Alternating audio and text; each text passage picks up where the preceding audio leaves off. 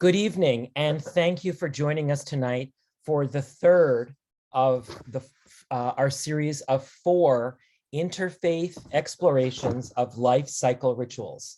My name is Ben Rifkin, and I'm professor of Russian at Hofstra University and a member of the board of directors of the Interfaith Institute of Long Island. I'm your host for tonight's event, which is co-sponsored by both the Interfaith Institute of Long Island and Hofstra University. The first event in this series was held in November 2021, and it was on the topic of welcoming a child into the family and into the faith tradition. The second event in our series was held in December of 2021, and that was on the topic of rituals marking the entrance into adulthood. You can find recordings of those events on the web at interfaithnewyork.com, and which is the website of the Interfaith Institute of Long Island, and on the YouTube channel of the Interfaith Institute. Tonight, we have a very joyful topic for our panel discussion, as we are going to celebrate the love of 2 individuals entering into marriage with one another. Tonight, we're exploring traditions of weddings in the following religious traditions, which I am listing in alphabetical order of the name of the religion: Christianity, Hinduism, Islam, Jainism, Judaism, and Sikhism. Before we dig into the joy of tonight's interfaith journey of exploration, I am pleased to introduce to you the chairman of the board of the Interfaith Institute of Long Island, a physician and one of the founding members of the Interfaith Institute, Dr. Farooq Khan, for his welcoming remarks. Dr. Khan, the floor is yours. Thank you, Ben. Good evening, everyone. Delighted to welcome all of you to this very interesting program. With just a quick historical review, the Interfaith Institute was established in October 2015. It's over 6 years now. Time really goes by. The idea was to break down the silos, the barriers that exist amongst communities, and provide a platform where people can talk with each other without any inhibitions and basically share their views. And many times we agree and sometimes we don't agree. It's been now 6 years. We've had many programs, and this COVID virus kind of decided to arrive in between. So we haven't had in-person meetings, and hopefully this year we'll start that also.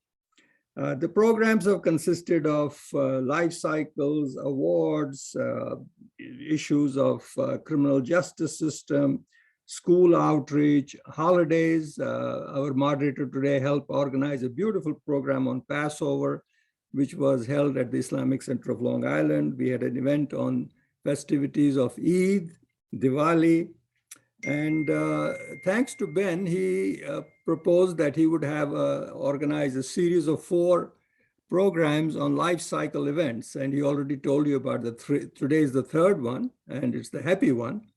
And a month from now in February, we'll have the final program in this series, which will deal with death and dying and what are the issues that come up at that time.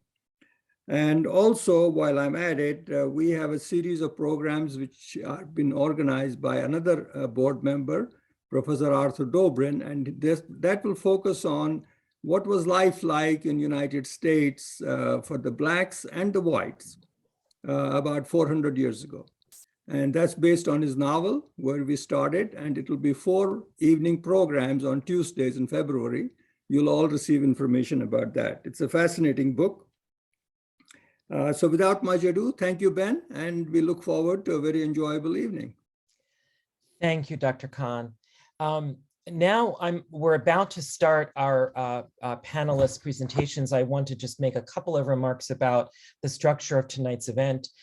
We will have 6 panelists giving presentations about the faith traditions they represent, after which the panelists will discuss among one another their observations of listening to one another. And then I will open up the floor for questions from all attendees to any of the panelists or to all of them.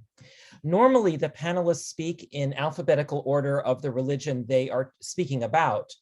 Tonight, however, in the spirit of pandemic era flexibility, we're changing that routine, and we're going to start with Judaism because our speaker for the Jewish tradition has another education event that he has to lead at his synagogue that starts at 8. So we're going to start with Judaism and then go in alphabetical order for the other traditions. So that being said, it's my pleasure to introduce you to my cantor from my synagogue, Cantor Eric Schulmiller, who is the cantor at the Reconstructionist Synagogue of the North Shore in Plandome, New York, here on Long Island. Cantor Eric, the floor is yours. Thanks so much, Ben. It's really a pleasure to be here tonight with everybody. And I do apologize for leapfrogging some of our other esteemed panelists. It is true that I'm heading straight from this to a B'nai Mitzvah orientation for our 6th graders. So from one happy life cycle to another.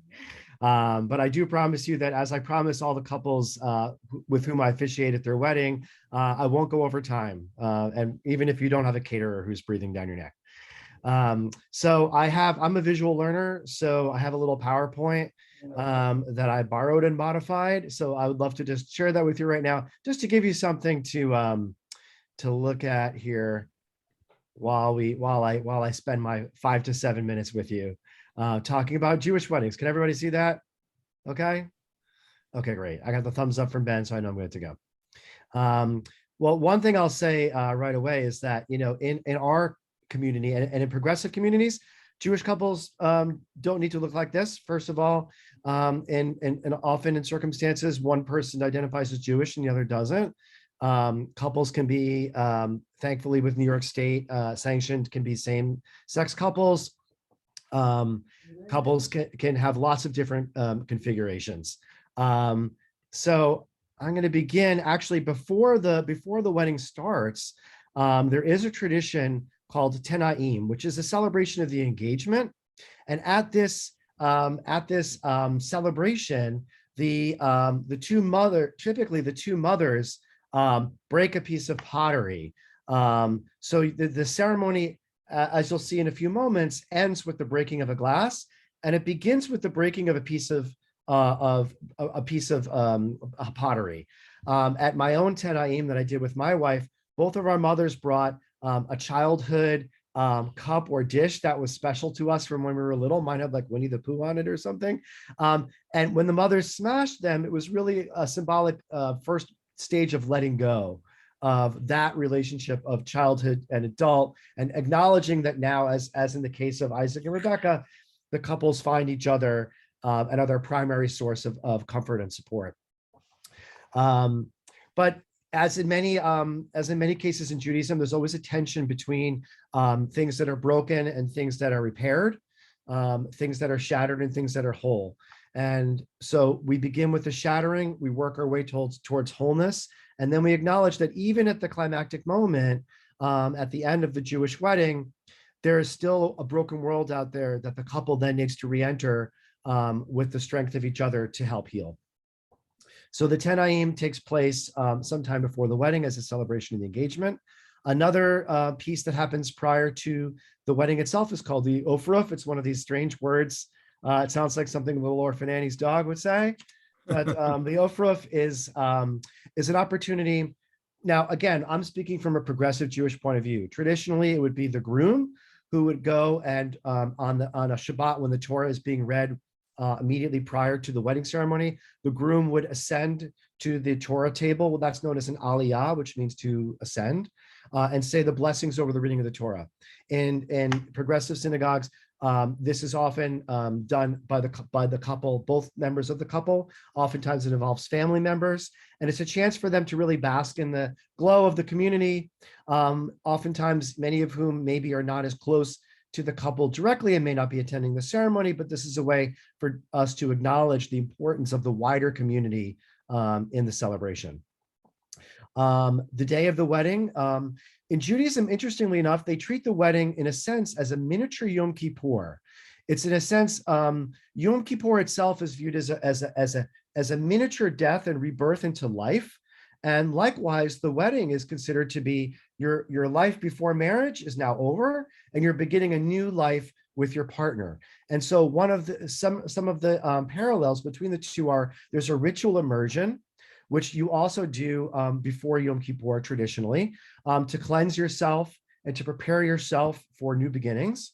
And so the couple oftentimes will fast as well for 24 hours prior to the wedding, as a way, again, of acknowledging that this is a momentous transition moment.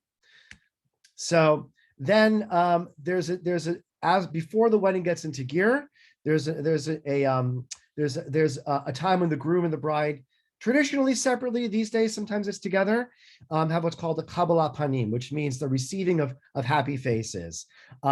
Typically the bride, again, I'm speaking in gender terms. Certainly you can, if you have both members of the couple or one gender, they may choose to make different choices to this. But traditionally, the bride would be sitting upon a throne, and all of her attendees would be celebrating her, while the groom, meanwhile, is in a room with what's known as a chatan's tish, which means a groom's celebratory meal.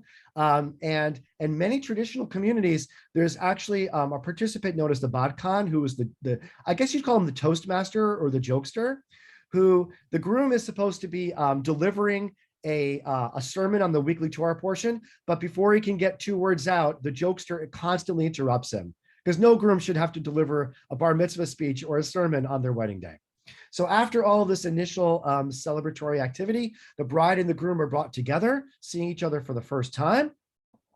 And there's the bedekim, which is the veiling. And in modern circumstances, again, if the groom is putting a veil over a bride, the bride might put a kippah on the groom as a parallel gesture.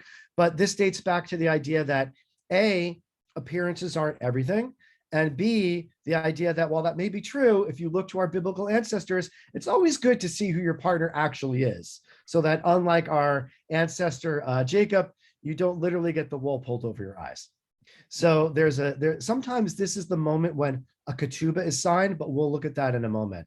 Ben, I got I think 2 more minutes here I can go, because we have to jump into the ceremony. So there's a processional, which goes towards the huppah, which is the wedding canopy. It's open on all sides to indicate the importance, like Ben said, of hospitality, and the broad circles of support that welcome the couple. It is covered on top, oftentimes with a prayer shawl. Sometimes the poles are held by participants. You might remember from Fiddler on the Roof. Other times it could be a freestanding structure. That's totally fine as well. I don't have time to get into details on this today, but I will leave you with the fact that the chuppah traditionally represents the wedding, the place where the bedroom where the couple consummates their wedding. They don't do this in the chuppah, but it's one of the reasons why the only people under the chuppah are the couple, not the parents, not the officiant. They stand on the outskirts looking in.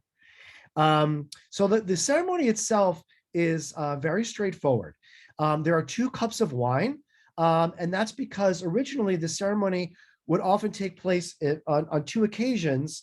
And so you still see the seams of that with the 2 cups of wine. Of course, thanks to the Crusades and also to pogroms, the idea of having 2 weddings seemed to be unnecessarily risky. And so these 2 ceremonies, the erosin and the nisuin, the betrothal and the consummation, were combined into one. So the first blessing over wine offered by the officiant is a celebration of the couple's devotion to each other. There's a ring exchange at which this vow is said. Then there is a traditional Jewish marriage contract called the ketubah. This one here, I see is written backwards, actually. That should be flipped around. But this is a document in modern circles where the couple signifies their commitment to each other. Originally, it was a way for the groom to indicate how he was going to provide for the bride and would be legally obligated to provide materially for the bride. In this day and age, it's really a mutual document. Then you have a second cup of wine, and I think I need to zoom out here. So nope. And then second cup of wine is delivered what's called the 7 wedding blessings. Sheva in Hebrew is 7, the Sheva brachot, and these invite the couple to see themselves from the time of the Garden of Eden through the end of days and all the moments in between, and to view their guests as celebrants with them along their journey together. And so, of course, the Jewish wedding ends with the breaking of the glass. So this, again, signifies there are many different understandings for it. The classic one is that it reminds us of the destruction of the temple. More modern interpretations would be that your love should last as long as it would take to put these infinite shards back together. And as I mentioned at the beginning, that the couple now has a task. Although their union is whole, the world is not. And so now they must emerge into it together to try to bring healing to our world. So I guess that's the Jewish wedding standing on one foot, the one that's not breaking the glass. And so I'm around until 8. So I don't know, Ben, if you feel like people have questions they want to put in the chat, that you feel like there's a moment before 8 o'clock that I could field some of them. Otherwise, it's really my pleasure to have been with you tonight. Thank you, Ken or Eric. So as we've mentioned previously, Ken or Eric has to leave at 8. So if you have any questions that you'd like him to address, please put them in the chat as the next presentation unfolds, and he'll respond in chat. I will try to step forward and represent Judaism in the discussion later. So Ken or Eric, thank you very much. I learned some interesting things from your presentation as well. So now we're going to be proceeding in alphabetical order by name of religion. So we turn our attention next to Christianity. Speaking about Christianity, we have Reverend Thomas Goodhue, who is a member of the board of directors of the Interfaith Institute of Long Island. So Tom, if you haven't already, please unmute yourself. I think you have. And I'm going to mute myself. Hi. Well, a Christian wedding is essentially a worship service in which the congregation gathers both to witness the vows that the couple is making to each other, the promises they're making, but also themselves to participate in it by giving thanks to God for the fact that God loves us, and by the fact that God is able to show us how to love one another a little better. It usually takes place in the main sanctuary of a house of worship of the congregation or parish, and it is usually led by a pastor or a priest, though occasionally by somebody else like a chaplain or campus minister. The purpose of the wedding is expressed in my denomination, the United Methodist Church, in a benediction, a prayer of blessing that we say at the very end of the wedding, in which the pastor tells the couple first, "May God, the Eternal One, keep you in love with each other so that the peace of Christ may abide in your home." And then the pastor turns to all the family and friends that are gathered and says, "Bear witness to the love of God in this world so that those to whom love is a stranger may find in you generous friends." The couple usually invites family and friends to do various parts of the service. They might invite someone to read a prayer, to sing a solo, to read one of the scripture readings, to escort them down the aisle, to stand with them as witnesses at the altar. When my wife and I got married, we did all those things. We had her sister and my best friend stand with us as our witnesses. We had the dean of students of the seminary, who was also a Presbyterian pastor, conduct the service. We asked a favorite seminary professor and his wife to preach, and we asked our parents to carry in the communion elements, the bread and the wine that we were all about to share in part of the Eucharist, of the Lord's Supper during the worship service. In my denomination, the United Methodist Church, it's a very important tradition that the couple is supposed to be counseled before the wedding, supposed to help them to understand what they are getting into and to expect that it's not always going to be easy. This is not psychotherapy. It's usually a matter of the pastor meeting a few times with the couple. Karen and I did this, and it really was immensely helpful to us in the process. It also, I think, is particularly helpful to men who often need a little practice in asking for help in our culture. I often tell the couple as we're doing the counseling that I, in my own life, have run into a burning building to pull somebody out and I have walked into the office of a pastoral counselor to ask for help in dealing with issues. And it was much easier for me to run into the burning building than it was to admit that I needed some help. So the purpose of the counseling is to make it a little bit easier down the road when the couple runs into trouble, as we all do sometime, to reach out to others for some help. In some traditions, like the Roman Catholic Church, usually this is not done as individual sessions, but the couple normally takes part in classes together with a bunch of other couples, or it might be in a retreat setting beforehand. That is a good thing, I think, in one way, in that it does emphasize to all the couples, we are all in this together. We all have to grow together in marriage. So there's something to be said for that too. In my denomination, one thing we insist upon too, and that we go through in the counseling process, is that the husband and the wife are supposed to enter into this relationship without any coercion, voluntarily, without being pressured to get married in any way. And we're supposed to ascertain whether or not this is really a voluntary marriage and whether there's any history of violence in this relationship.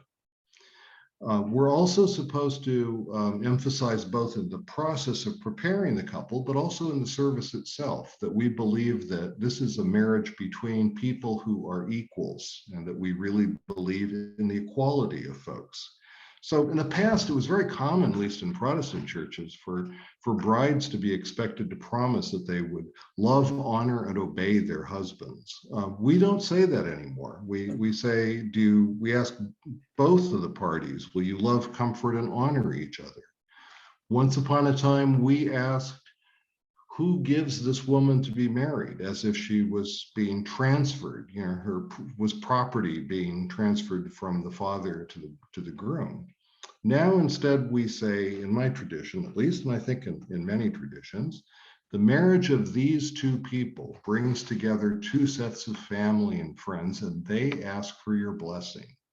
And we'll say something like, who represents the parents and the families that raised these two people and brought them to the point where they can commit their lives to each other? And we will then, perhaps after that, ask everyone, present, will you support these two people in their life together? And I often add something like, and will you give advice to them only when they ask for it? Because people need to be reminded of that too, I find.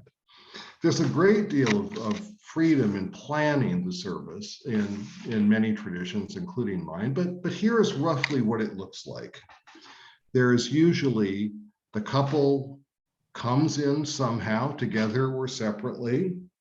They declare their intention to get married. The family and friends promise their support. Tom, I'm sorry, I'm going to interrupt just to say you've got about a minute now. Oh, okay, thank you. The scripture is read, a sermon or homily offers some advice.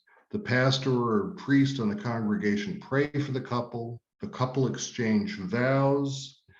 The couple may exchange rings. The pastor or the priest declares that they are now married.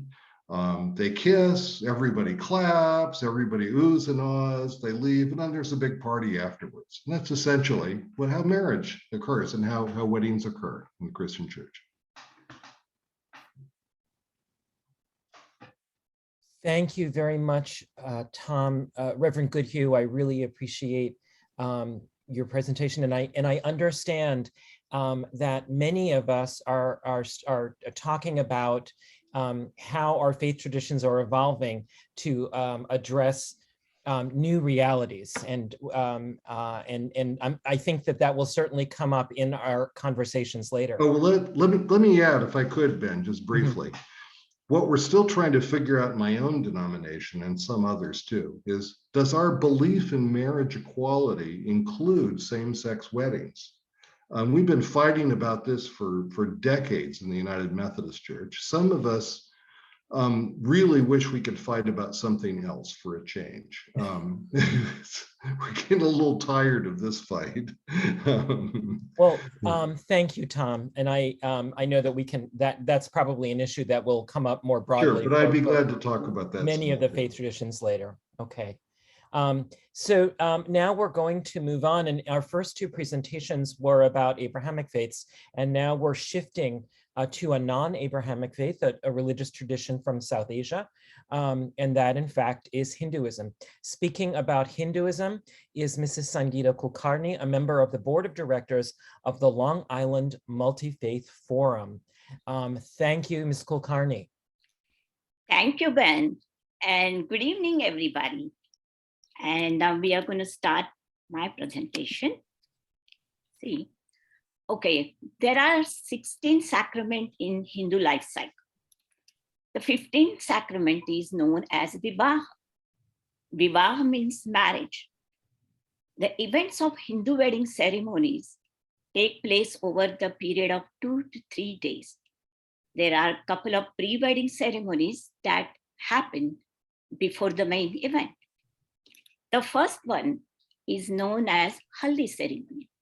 Haldi means turmeric, an organic paste of ground turmeric gets applied to both bride and the groom. It is believed that it detoxifies their body. The next ceremony is known as Mehndi. Mehndi means henna. Bride's hands and feet get adorned with an intricate design of henna paste. And during that time, there is another gathering takes place, which is known as Sangeet or Garba.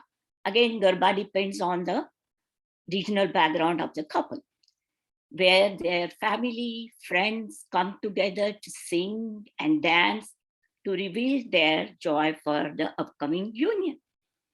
The day of the, do you hear me?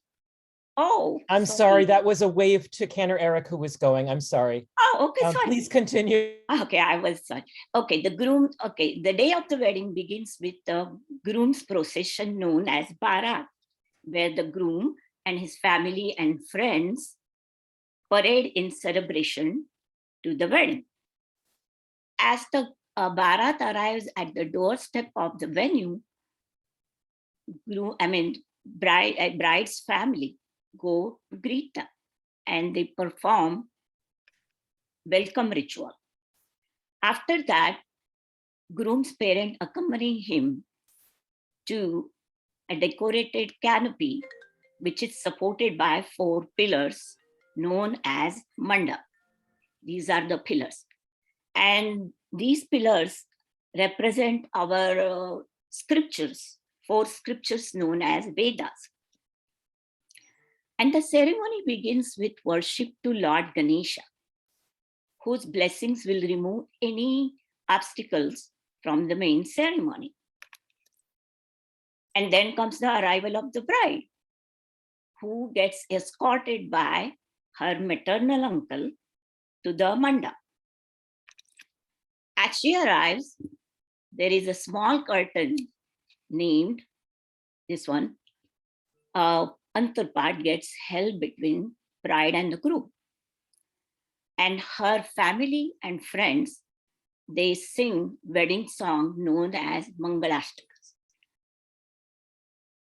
After that, the curtain gets removed and the bride and the couple, they exchange garlands, which represents their acceptance of each other as life partners.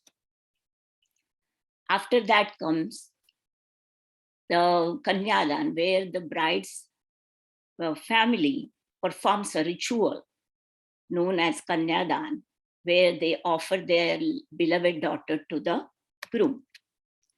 Then comes the Hastamila, where bride and groom hold each other's right hand and they express their, they promise that a life full of love, devotion, and respect for each other. After that comes the Mangal Sutra Bandhan and Sindur application. The bride and groom applies the red vermilion powder, I hope you can see it, on the forehead of the bride and in between the parting of her hair. And he also places this necklace known as Mangal Sutra, which is made out of black beads and gold around her neck, which represents his enduring commitment to their marriage. After that, they exchanged wedding rings.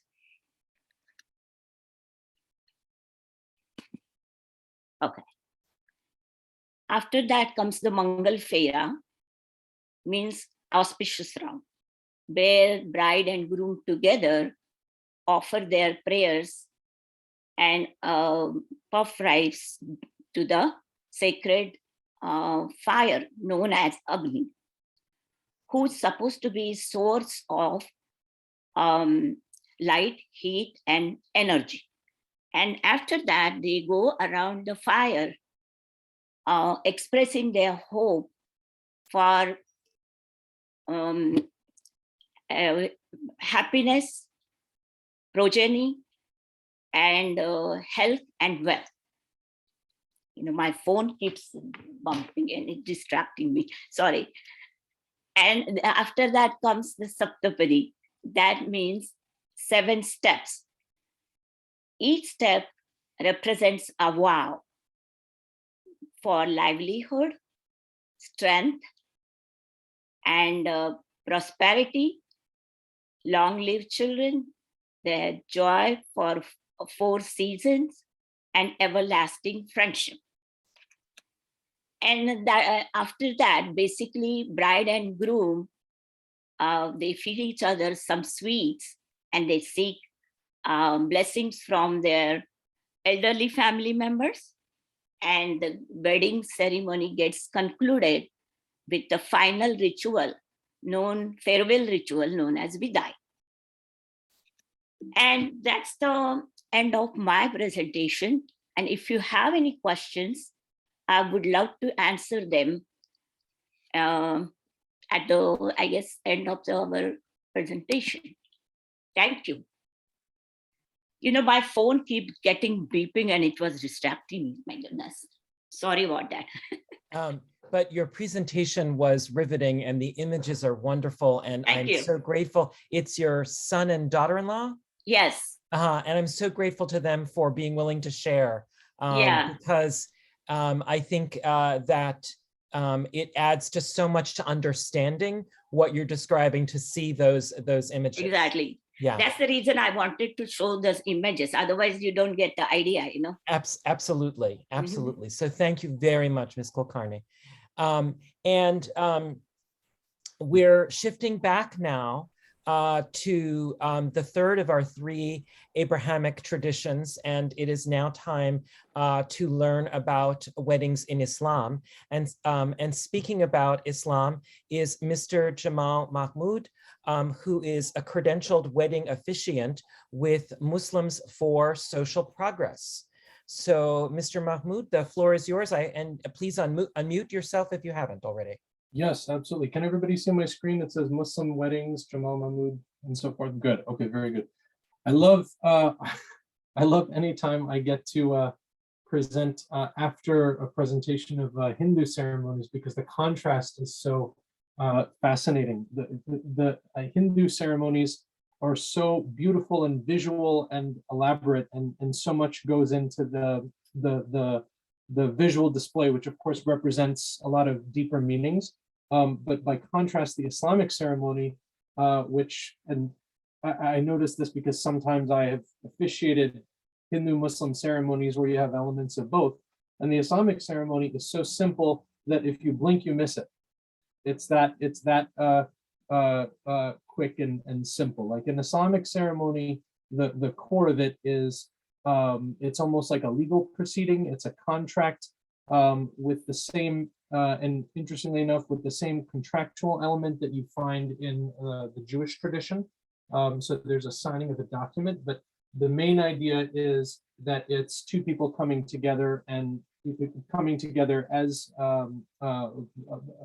both with equal rights to the relationship, and signing a contract and having understandings before they proceed. But it's so the nature of it is a little bit different. But So let me, before I go deeper into this, I just want to give you a little bit of an idea of the unique background that I bring to this. So I am a, well, here we go. So my primary role in this is that I do a lot of interfaith Muslim weddings. The reason I got into this is because I started officiating weddings just for family and friends. I'm not clergy. I was just invited to do it by a few people, and people liked, I guess, the way I delivered the ceremonies, and so I kept getting invited to do them, and by word of mouth, things spread. The fact that I was able to do this underscores the simple nature of Islamic ceremonies. And Islamic ceremonies, because it's not typically a religious proceeding, traditionally any Muslim man can do it. So somebody who's part of the family, a judge can do it. It's a procedural thing, not so much a religious or ceremonial event. When I started to get more ceremonies, I learned two things. One is I learned, of course, the Islamic traditions, so that I could uphold that for the people that were requesting my services. But I also spent a lot of time trying to understand the civil celebrant tradition, which is a very good tradition for understanding how the rituals and traditions and different faiths can be brought together to put a ceremony together specifically for the couple at the center. So it's that background that I bring to things, which is, again, a little bit different than the traditional clergy background, because most of the people who perform wedding ceremonies in our community, in the Muslim community, are clergy. So this perspective that I'm telling you is a little bit different than the typical one. The basic requirements for an Islamic nikah: there are three primary ones, three secondary ones. Primary ones, very simple: proposal and acceptance. Proposal from one side, acceptance from the other. It doesn't have to be groom to bride.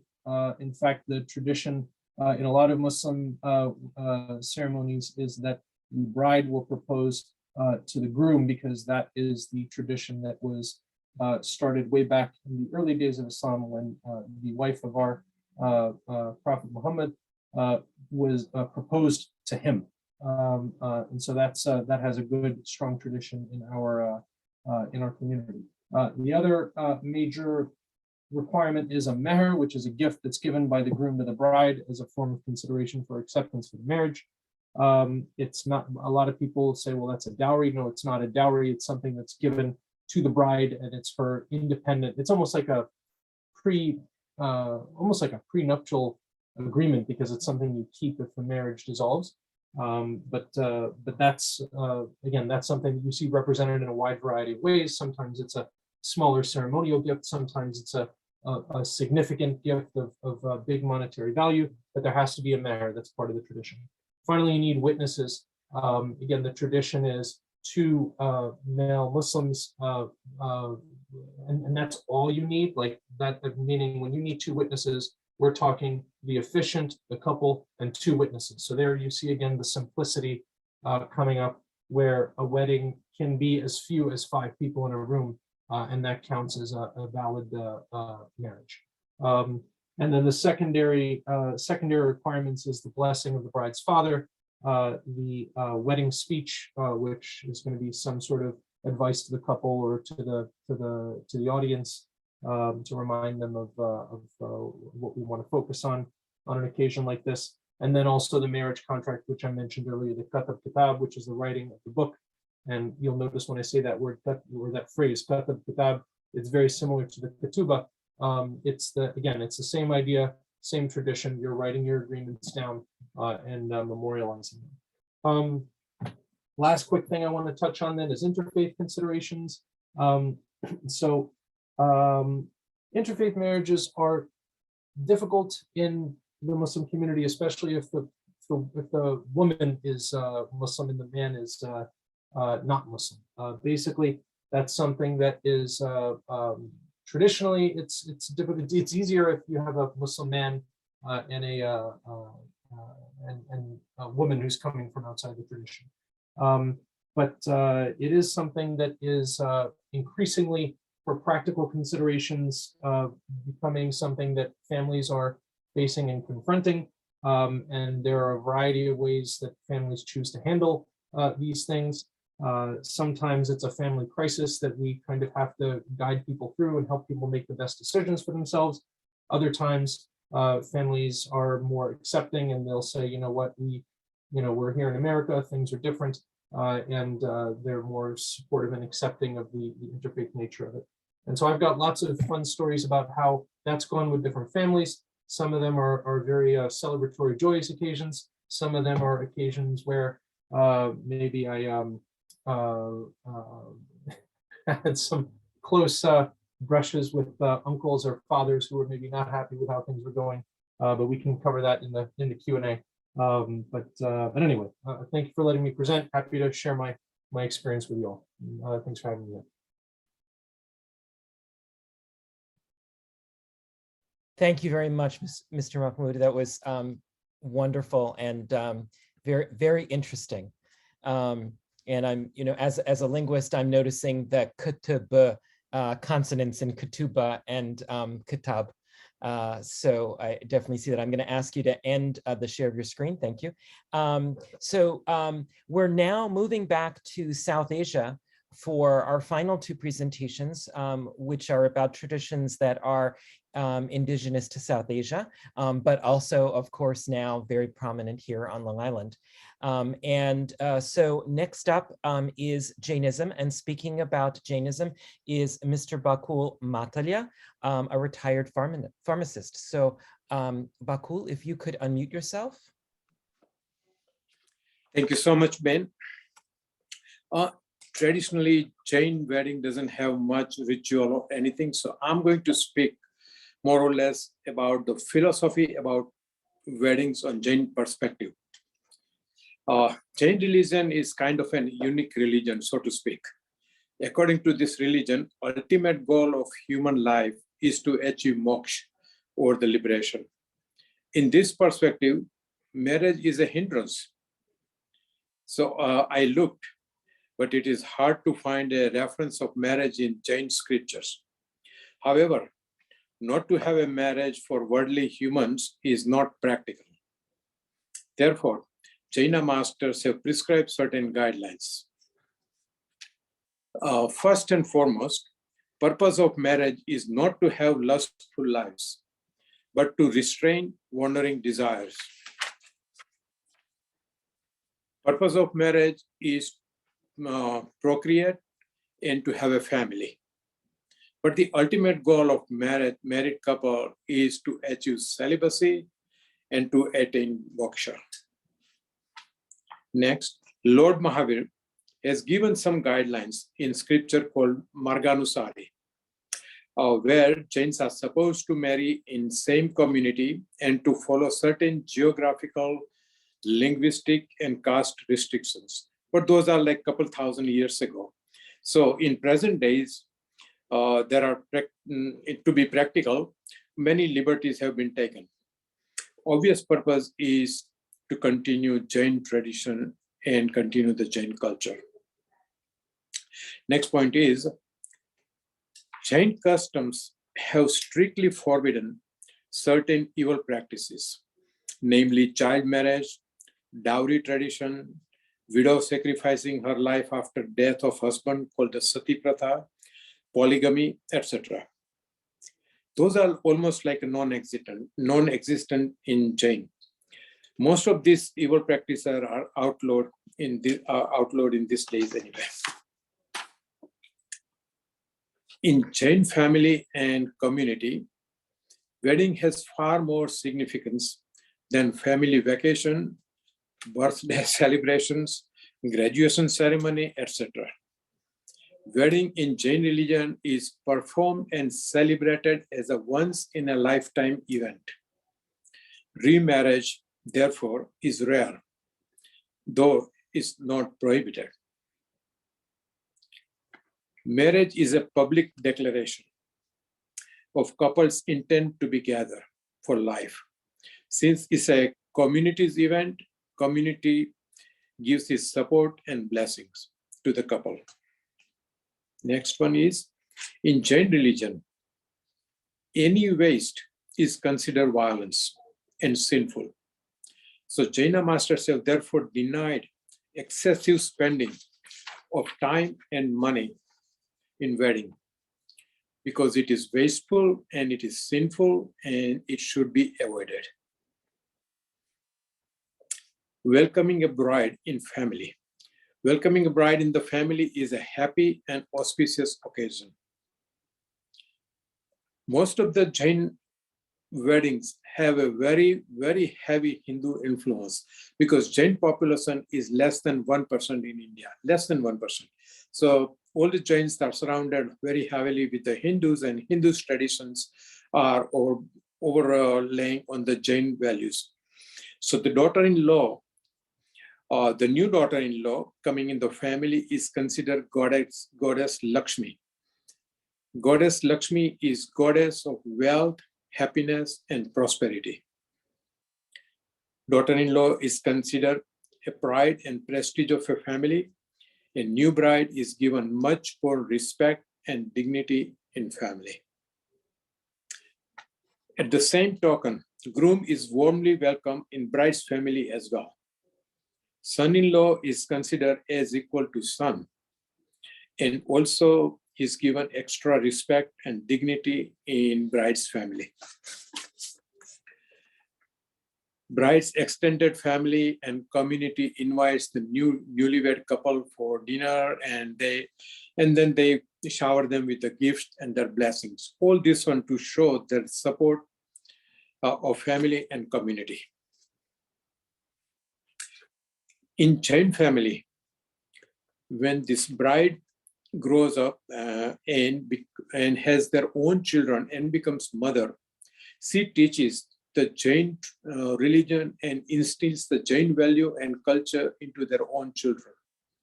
And those children, when they grow up, they do the exact same things. Therefore, it is the women who passes the Jain religion and values from generation to generations. When we were growing up, our sibling, myself and my siblings, we were taught Jain religion and Jain values by my mother. My fathers are always usually outside the home working. So mothers, and then my sister did the same thing for their children. My daughter-in-law is doing the same thing for their children also. So it is the women passing the Jain religion, is the values and tradition from generation to generations. Marriage has two components. One is to attend the worldly affairs, and second, which is rather more important, is to elevate of spirituality. Jain religion emphasizes eventual goal of liberation. And Jain religion couple, when they reach the last stage of their life, this is called the renunciation stage, or called the sannyas ashram. Those are the four ashrams or four stages of the life. These are from the Hindu tradition, but it is not attached to any religion. So it is also adopted in Jains as well.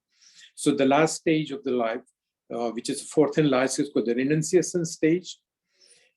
In that, the couple, they take the vows of celibacy for rest of their vows. So those renunciation stage is almost after, in the last couple decades of their lives. In the renunciation stage, which is fourth and last stage, couple gives up worldly affairs and engage in realization of true self.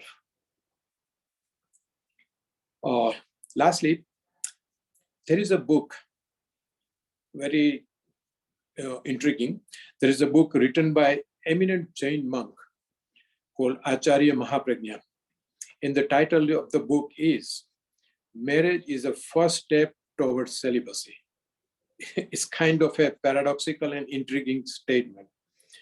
But Acharya Mahaprajna proves his point. He says that if person is not married, they might have a wandering and endless desires in the society. After marriage, his or her desires are limited to their spouses only. as they progress in their successive stages of life, and when they become more spiritual, and when they reach to the last stage of their lives, called as renunciation life, as we say, they progress towards the higher spirituality, and ultimately they supposed to reach, achieve or march toward the goal of moksha, nirvana, liberation, whatever we call it. So these are the overall synopsis of Jain wedding and the marriage. There is no set rituals, even though these days there are more and more Jains are performing Jain rituals, but until now, these are all Hindu rituals always done by the Jains. But now there are some done. The Acharya, I mean not Acharya, but our one of the saint, Chitrabhanu Maharaj, his elder son, he was the first one here, as far as I know, in America, who had performed the Jain wedding in the Jain tradition. Now it is very common. Thank you so much. Thank you, Bakul. That was just fascinating. Thank you very much. And now our next and our final, but not last but not least, religious tradition to explore tonight is Sikhism. And Ms. Anu Bindra will speak about it. She practices the Sikh way of life with her husband and 2 sons, and has been participating in interfaith activities for over a decade. Ms. Bindra is also a member of the board of directors of the Interfaith Institute of Long Island. Ms. Bindra, the floor is yours. Hello, everybody. I'm just going to set the timer on. Thank you so much for having me today. And this is, I guess, the 3rd ceremony and one of my favorites. In Sikhism, we call it Anand Karaj, a Sikh marriage ceremony, meaning an act towards happiness. So, Guru Amar Das Ji says on page 788 of the Sri Guru Granth Sahib, the meaning of marriage to a Sikh couple. They are not said to be husband and wife who merely sit together. Rather, they alone are called husband and wife who have one soul in 2 bodies. The Lama Fere are the 4 hymns of the Anand Karaj. The main part of the Anand Karaj is the reading and then singing of each lav, that is a circle, in turn. When the lav is sung, the couple, joined by a piece of cloth, circle the Guru Granth Sahib, and this has a relevance to the occasion and should not be considered a ritual without meaning. When the couple circle the Guru Granth Sahib each time, they're making a commitment to God with the Guru as their spiritual witness and support.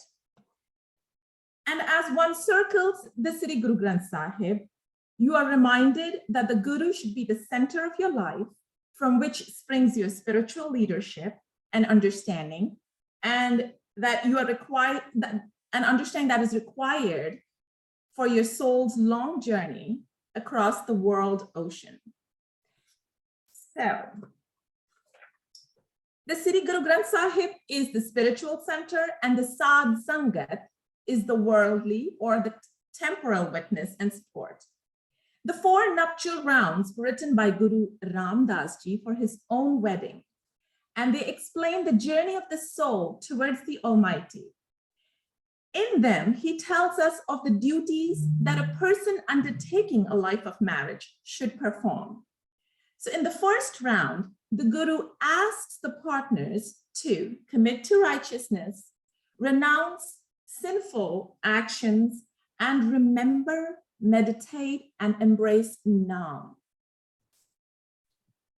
In the second round, the Guru asks the partners to advance further towards meeting the true Guru or God.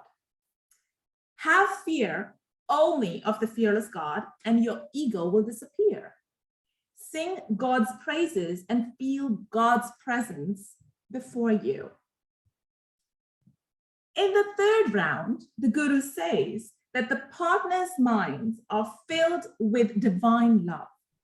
the Naam will vibrate and resound within your hearts, and you will know your future destiny. And in the final round, the Guru says that the partners' minds become peaceful and they will have found the Lord.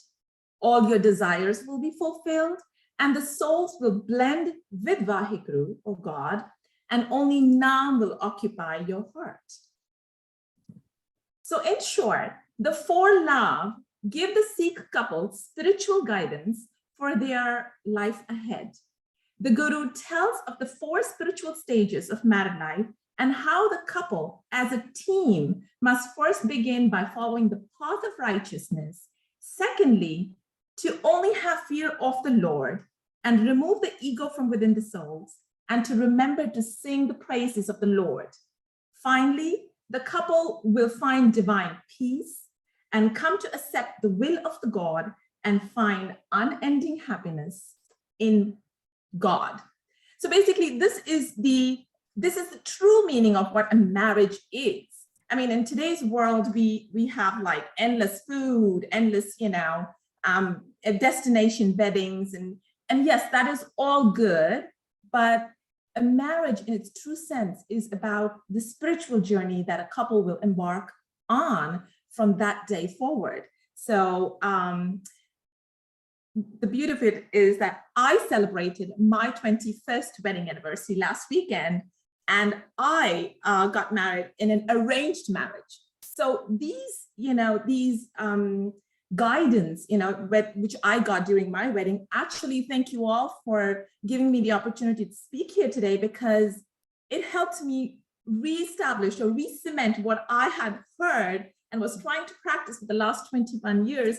But, everybody needs a reminder once in a while of, how important it is to stay grounded, because in today's world with everything that's going on, it gets, you get trapped into the worldly, materialistic, 10-day wedding festivities, and it's easy to lose the true meaning of what marriage is all about. So I thank you guys for the opportunity. I hope you guys enjoyed the presentation. And if you have any questions, I am open to answering them. So thank you once again. Thank you, Ms. Bindra. I'm going to try to make some remarks to bring us together and then open the floor to all the panelists to share their observations. One of the things that I observed in the presentations reminded me of recently I was asked for advice from an acquaintance who had just become engaged and asked me for advice about how to deal with the stress of planning a wedding. And I understand, Mr. Mahmood, that might not be part and parcel of the Islamic wedding as you celebrate it, because the spiritual path you described is somewhat protected from those kinds of issues. And I used that opportunity to remind the person who had asked me for advice that the point of a marriage is to start, the point of a wedding is to start a marriage. And the pressure that some people put on themselves to have a perfect day is actually potentially harmful to the lifelong relationship you establish in a sense legally in that moment. And I also want to note just 2 other things. Some of us are struggling with connecting modern realities with our faith traditions that are old. Even the youngest faith tradition among us is old. And part of those struggles also have to do with language. And I thought I would just share with you, as a professor of Russian, the challenges that Russians have in talking about marriage and weddings in contemporary contemporary society, because in Russian, the way that you talk about marriage is very gender bound. A woman goes out behind a man, and a man marries on top of a woman. And those terms are very gender marked, also in terms of not just the phraseology I used, but also how they appear in the verbal forms in the past tense. And so there's an inherent gender imbalance in both power and in the parameters of recognizing love between people of the same sex. And that's something that many faiths are struggling with. And certainly Reverend Goodhue, you mentioned that. Interfaith marriage, we all talk today about religious traditions that began elsewhere in the world. And here we are in 21st century America.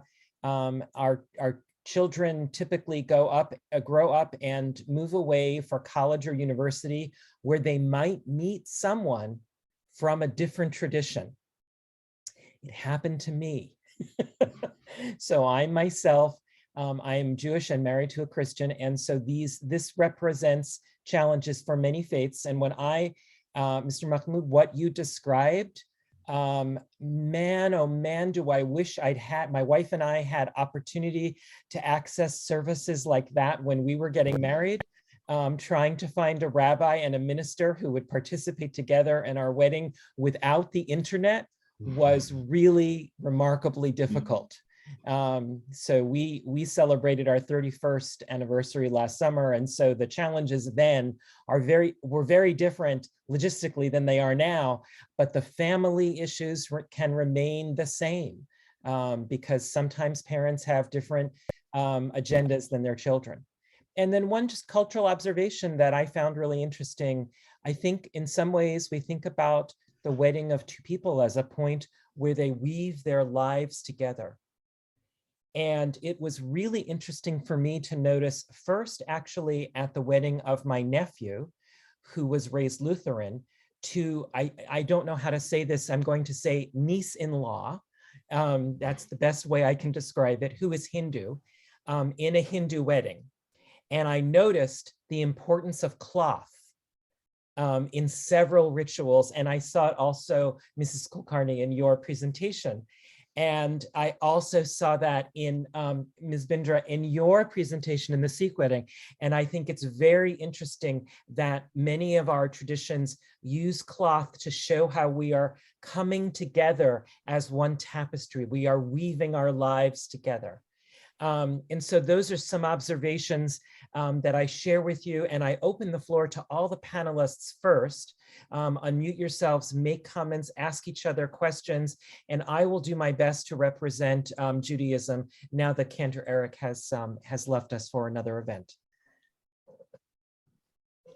I would just make two observations, Ben. One is that as you talk about the challenges of interfaith marriages, in some ways, to a lesser extent, you often experience that, and I've seen this with folks within the same faith community, if they just come from different traditions. A Catholic and a Protestant marrying have many similar issues to finding a rabbi who will do the interfaith wedding sometimes, at least do it the way that they want. I will share with you in this regard that my sister, so I come from a family that identifies as Jewish, progressive Jewish. My sister married a man from an Orthodox family, and my family had a more challenging time with that wedding than they did with my wedding to a Christian woman with a minister. Sure, yeah, sure. The other observation I'd make, I hear what you're saying about how there's a lot to be said for simplicity in terms of not making yourself crazy with the wedding, reducing stress. And maybe this is just a reflection of being in the suburbs on Long Island, because I think we have a worse case of it here than many places in the country, but it's not the wedding, it's the party. Yes. The weddings can be way over the top. Don't get me wrong. But it's the party. Where people go massively into debt. The thing stretches on for 8 hours. It's half the people have a lousy time. They get all stressed out over how many people they have to give the caterer a head count, and half the people haven't responded to the invitation yet. When Karen and I got married, we actually had a fairly elaborate ceremony by Protestant standards. I mean, she's Lutheran and I'm Methodist, and when you put them together, you have an hour-long service instead of a half-hour service. So, but the party was very participatory. We were moving 5,000 miles. We didn't want a lot of gifts. We were poor. All of our friends were poor students. You know, so we asked people not to give gifts, but to bring their favorite dish to share. And so it was a massive potluck of people's favorite foods. And we asked them to bring the recipe too, so that when we moved from New York to Hawaii, we could take the recipe and remember our friends as the first time we fixed whatever it was that was their contribution to the wedding dinner. And we asked a friend who was a DJ to sort of lead the party and lead all the dancing. And so, I mean, we did this thing, and we did this at the seminary itself. We did this with almost no money. And it was highly participatory with different friends doing different parts of the thing. We asked two friends we borrowed a custom from Hawaii and asked two friends to introduce us to everybody there. Because as in most weddings, there were people there who knew me and didn't know Karen and vice versa. So the dinner largely consisted, besides the sharing of food being passed around from table to table, with people telling funny stories about the two of us. It was sort of like a roast of the bridal, the couple, by our friends. And it was so much fun and so unstressful. And fun is wonderful. And also it symbolically seems to me to be also a way of representing the bringing together of two lives. Yes. In the context of this larger community that's supporting those two lives. Sangeeta. Yeah, I noticed some similarities between different traditions. Like in Jewish wedding tradition, when Eric said that they broke a pottery, a plate which was broken, but it had different meaning. But in Hindu wedding also, what happens is as the Bharat arrives, when the bride's side goes to welcome the groom's side, the groom is asked to break an earthen clay pot by stamping on it, which, symbolizes his strength and his virility. So it has different meaning, but I'm seeing all the similarities, I saw a lot at the Hindu wedding in my family as well. And one of the things that I think is another point of comparison, and Cantor Eric didn't mention this, at the Ofruf, this is the moment when either they're about to be married soon or they were just married, and it's the bride and groom, or the two brides or the two grooms, are in the synagogue and are participating in the service as a way of showing the community that they are either about to get married or have just gotten married. The people in the synagogue, whoever is assembled, have been given candy, wrapped candy, and they throw it at the bride and groom. May you start your life together in sweetness. And another thing I noticed was the canopy. The Jewish wedding also has canopy, and we have the mandap. Yes. 4 pillars. Yeah. Yes. When the canopy came out in the Hindu wedding, my wife, who is not Jewish, turned to me and said, "It's a huppah." Correct. And I think Christian weddings also, they toss rice, right? When the bride and groom are often. I don't know why. I couldn't tell you why, but often people throw rice. Exactly. So in Hindu wedding also, or birdseed. When the curtain gets removed, people toss rice on the couple. Yeah. So I see a lot of similarities, And that's another tradition that's changing, because a lot of people now, instead of throwing rice, are throwing birdseed. Right. Oh. Because it's safer for the birds. Right. So lots of traditions are changing. And just for a couple more minutes, I invite any of our panelists who might want to comment about traditions that are changing in their faith tradition. might be interesting to hear. So Mr. Mahmood and then Mr. Matalia. Just one quick thing that is going to strike everyone as obvious the minute you hear it is Zoom weddings. Oh, wow. Because and the reason I think of that is because what Reverend Goodhue was mentioning about how it's not the wedding that is complicated, it's the party, and so COVID has was really wonderful in helping a lot of couples realize that the party and the wedding don't have to be concurrent, because people have had to go ahead and get married, and I was able to give you know, I frequently would tell stories about people from my community that were in the generation above that, and Dr. Khan will vouch for some of these stories where people would come over from overseas and then maybe get married even over the telephone, right? Because that was what was decided, maybe, you know, and then you agree for, again, proposal and acceptance, witnesses all over the phone, and you get it done. And so people really needed to hear those stories during COVID when they're like, oh, we can't get 300 people together, how are we going to get married? Well, I would be able to say to them, well, wait a minute, you don't need to do that to get married, right? So that's been very eye-opening in the last Wonderful. this pandemic. Wonderful. Mr. Matalia. Yeah, I have like just one or two questions. First for you, Ben.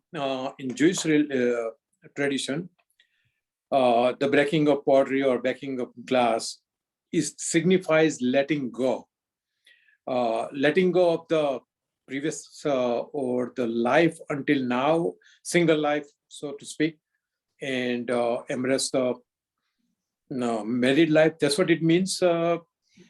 In that, so there, one of the things that's very special about Judaism is that many of our practices have multiple meanings, and we joke about that. And just a very, very, very brief joke. Many you may have heard that many Jewish people have a tradition of having Chinese food on Christmas Day. That is a New World tradition, because if we want to go out, the Chinese restaurant would be open. And at Passover, the Passover Seder is very ritualized with lots of discussion about the meaning of every ritual. And when we go through the Passover Seder, we talk about how different rabbis interpreted different rituals in different ways. And at Christmas time this year, in Jewish social media, we saw this joke going around about, so am I fulfilling the commandments if I have Chinese food on Christmas Eve and not on Christmas Day? And am I fulfilling the ritual if instead of Chinese food, I have Indian food? And sort of joke responses about, yes, you can have it on Christmas Eve as long as on Christmas Day you have some leftovers. And it's even a greater blessing if you heat the leftovers up, but you don't have to, right? So, and it goes on and on. Too. Yeah. So, and the rabbinic wisdom was that Indian food was okay, but Mexican food was not. But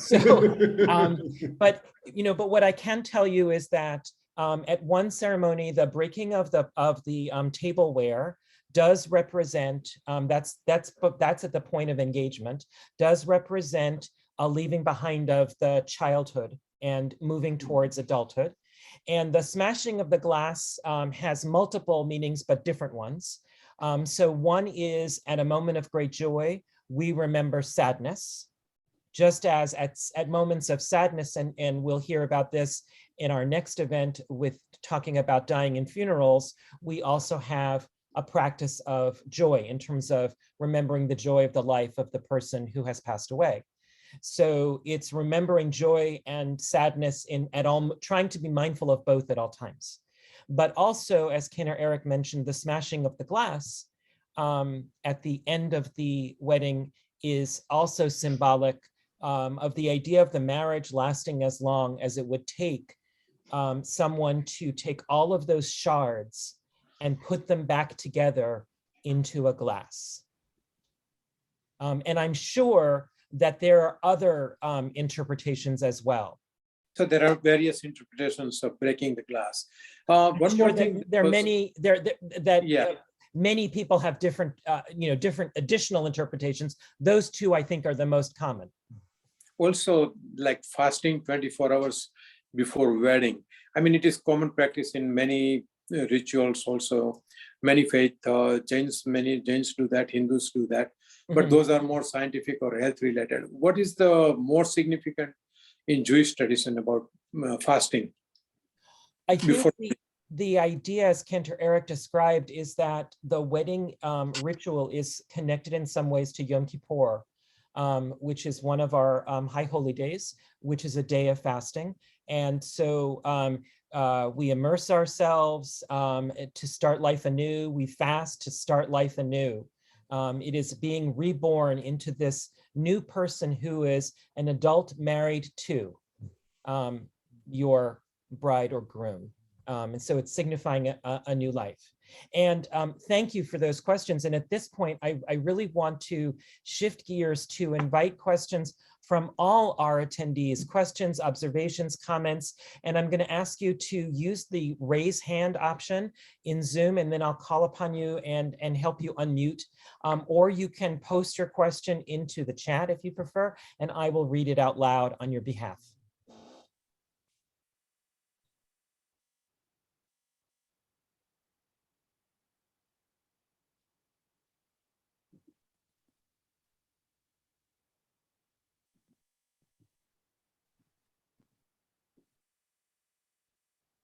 Perhaps we are experiencing a Quaker wedding.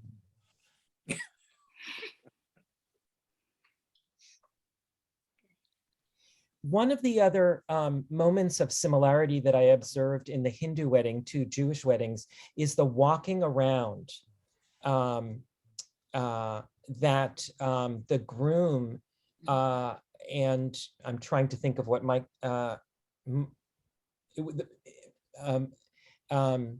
my nephew and niece-in-law walked around a fire. I think it was 7 times.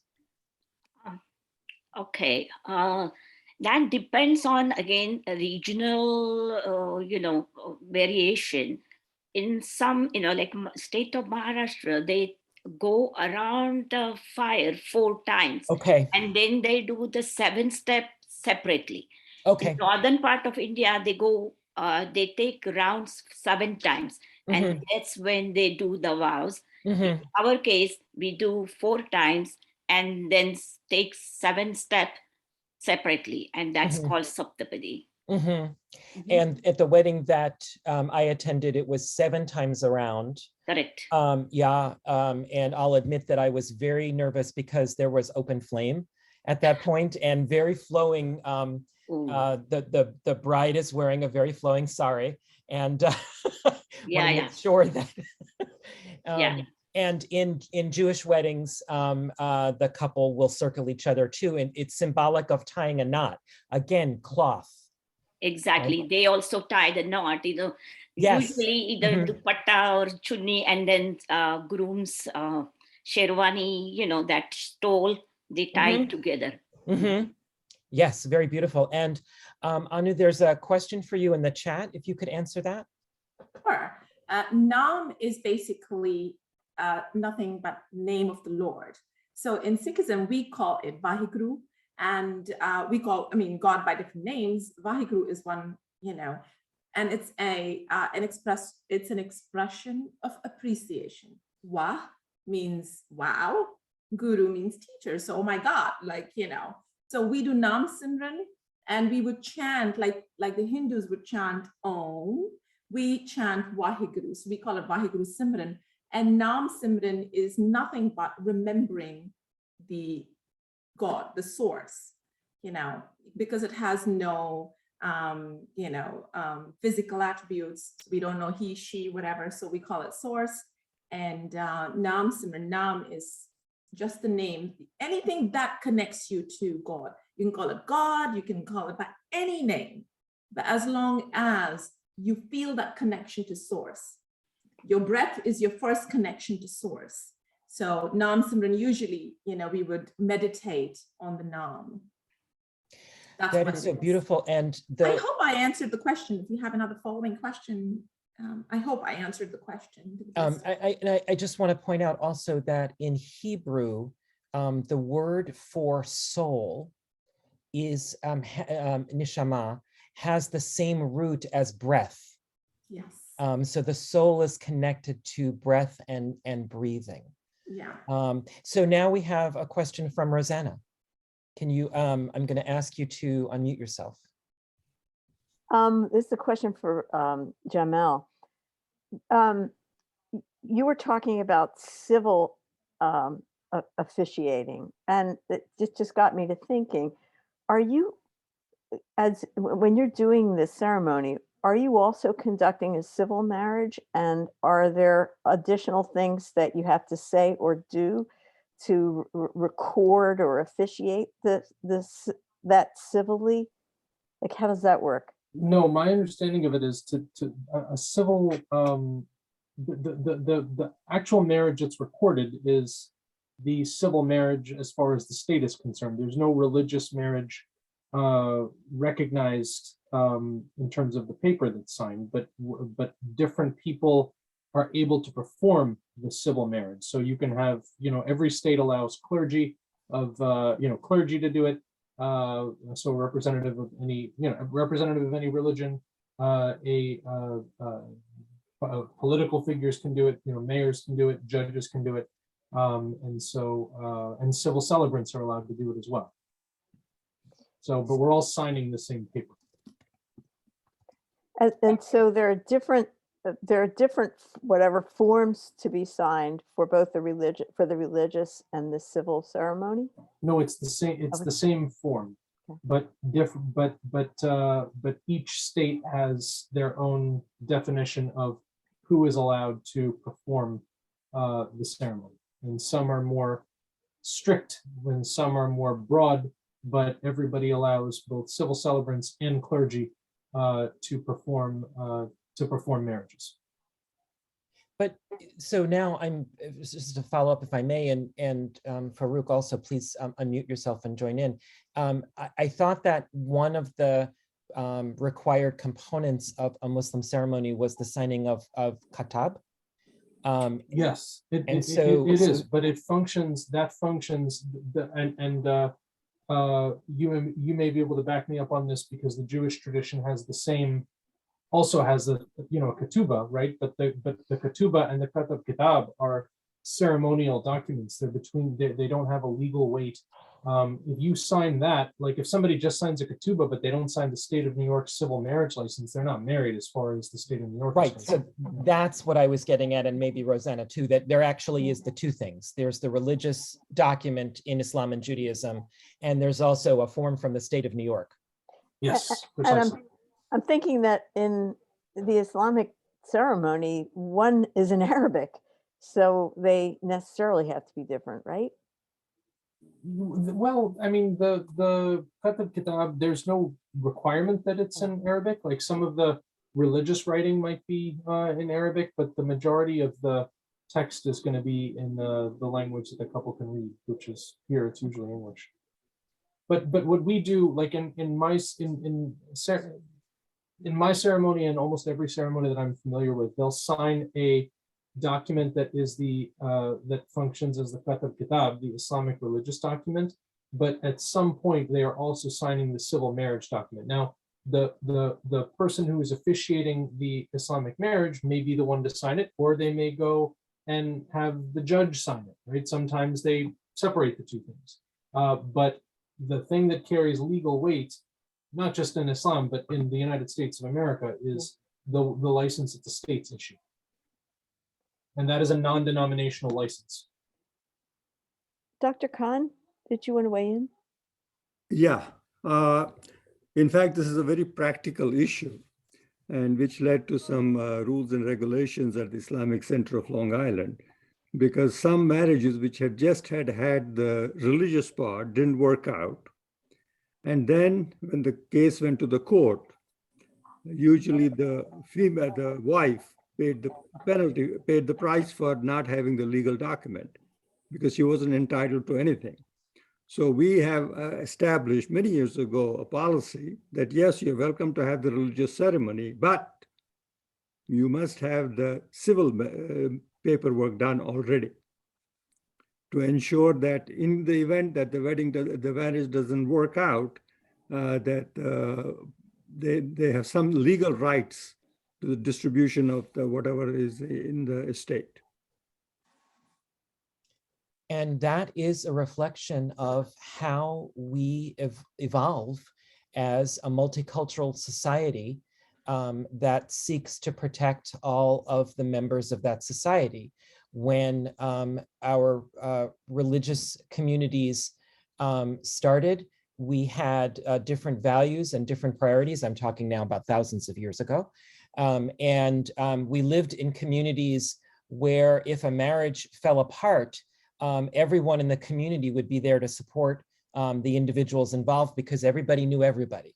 And the village we live in is now called Long Island, or New York, the greater New York metropolitan area. And having the legal protections is a way of, at the Islamic Center of Long Island and other houses of worship, to mandate the protection of all the individuals entering into the state of marriage.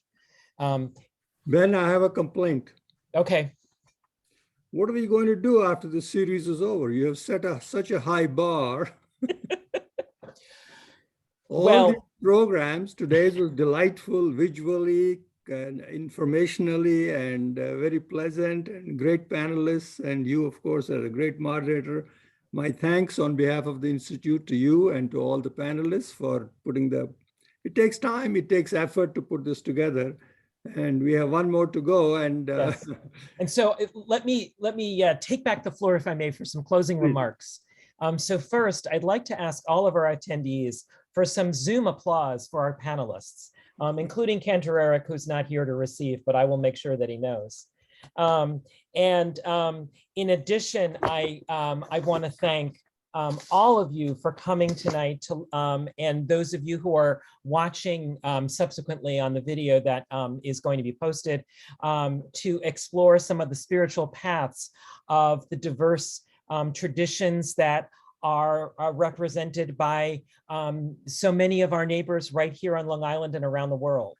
I'd like to invite all of you to come to the fourth and final of our life cycle ritual events on Thursday, February 24th, from 7:30 to 9 p.m., which will be on a sadder topic, death, dying, and funerals.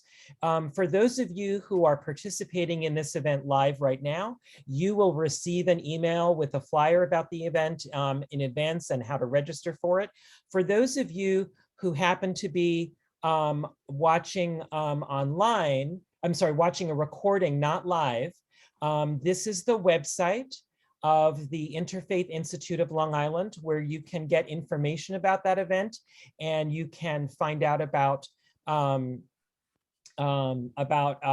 contacting Dr. Khan to pre-register.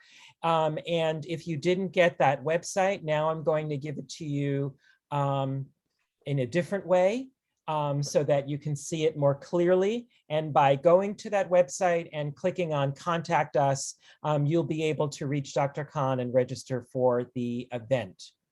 On behalf of the Interfaith Institute of Long Island and Hofstra University, the co-sponsors of tonight's event, I thank you all for joining us. I wish you all health and happiness now and always, and may all of you soon have the blessing of attending or officiating at a joyful wedding that celebrates the love of two people. And I look forward to seeing many of you again in February for the fourth and final event of our series. Thank you, and I'm going to stop the recording now. Thank you, Ben.